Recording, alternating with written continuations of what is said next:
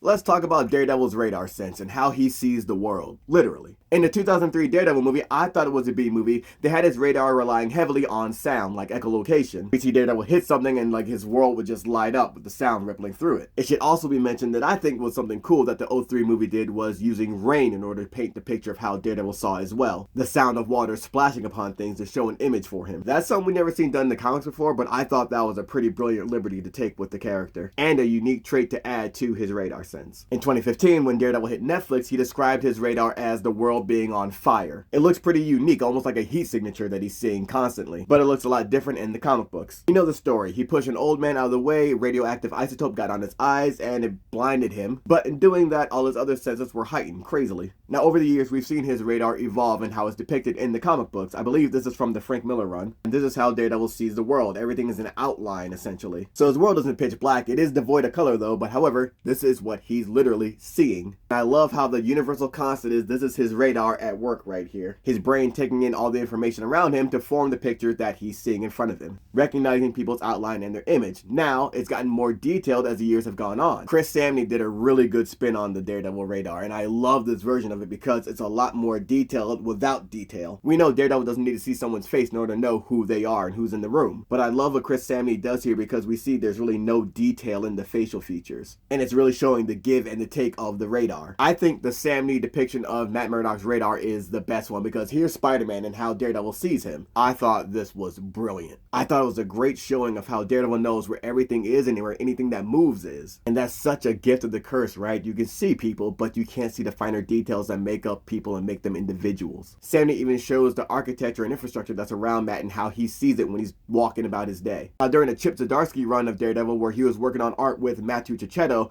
we see how they depicted Matt Murdock's radar sense like Chris Samney did, but with their own flair to it. I love this version of the radar, but you see the subtle difference they have here as well, because on the face, you can tell it's Spider-Man. They added the details of the lenses on Spider-Man's mask where Chris Samney didn't. It's a subtle choice, but it's one I like. Because if you think about it, the Chris Samney version where Spider-Man's mask isn't showing the eyes, you could say maybe that's just fabric, right? And maybe here in the Zadarski one, these are actually different lenses on the mask. So it makes sense. Like, that's how they depicting your boy moving through the world. This is how we can see things as well. One of my favorite scenes was an all-out brawl that was happening in the streets, and we see Daredevil's radar going off here. I really love that red background being a constant thing usually in his radar, and the highlighting of people of special interest in a different color, which I believe is more for the reader than Daredevil. Here in this panel, we see Daredevil talking about how his radar hasn't really gotten sharper over the years, but more so became a language specifically for him in his brain. His brain is constantly pinging things around him in a 360-degree radius. And he said it feels like he's walking through a room touching everything at once. So it's dope to see how over the years the radar looked differently from different artists, and the explanation for that here now is not that he's gotten sharper, but that his brain has developed its own language for interpreting physical things around him. And he's telling his boy Foggy how he doesn't think in the terms of yellow, slim, fat, even though he's concerned about Foggy's heart rate. And then Foggy tells him, hey, Mr. Radar, how many fingers am I holding up? And Daredevil was like, oh, is that a finger? I thought it was a Vienna sausage. Now, there was a time back in the Frank Miller run where Daredevil actually did lose his radar sense. I mentioned it briefly in a video highlighting Elektra and Bullseye. This makeshift bomb went off near Matt, and he woke up and he couldn't see shit. He was in complete darkness. My man was going through it. He was outside, brooded, just farming aura on a gargoyle. But he was still out there fighting crime completely blind. He left his girl's place completely blind. She saw him slip like, yo, he never slips. He never slips. This dude was an animal. Still taking on ninjas completely blind, even though Elektra was there to help him out, but he didn't realize it because he was completely blind. In order to get the radar back, he sought out the help of his master, Stick, who kept him up for 3 days straight trying to hit this target with the bow and arrow. Daredevil wasn't seeing the point of what was going on. He's like, yo, if I could just sleep, maybe we could get through this. And Stick, who was a harsh teacher, is telling him, yo, shut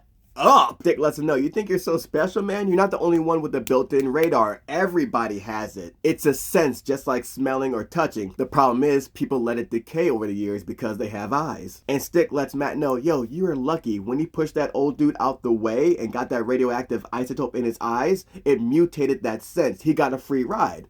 Free ride's over now, though. Now he's got to earn it back. Stick basically had him reaching in his mind through his memories and all the things in his mind that were blocking the radar. His time as a kid, his relationship with his dad. And then Daredevil had to face his own personal devil, which is wild. Like, oh, this is the devil you got inside of you? This is all the negative shit that represents you to you? The Murdoch boys, they never heard of therapy in their life. But Matt Murdock beat his own personal devil inside and was able to get that radar back. My man was nailing targets with that bow and arrow. And was kind of putting Hawkeye to shame right here. But the final test was Stick shooting an arrow at him and Daredevil blocking that shit. Your boy back. And this is why I'll always love comic books and researching comic books. I love seeing how artists back then interpreted something like Daredevil's radar and how it evolved to the way artists interpret it today. And Daredevil's radar sense and his other senses being heightened is a really dope thing and a well-known thing about him. I think we should cover how they can also be a detriment to him in a fight as well. I always love a character that has a power that can be used against them. It makes for such great stories.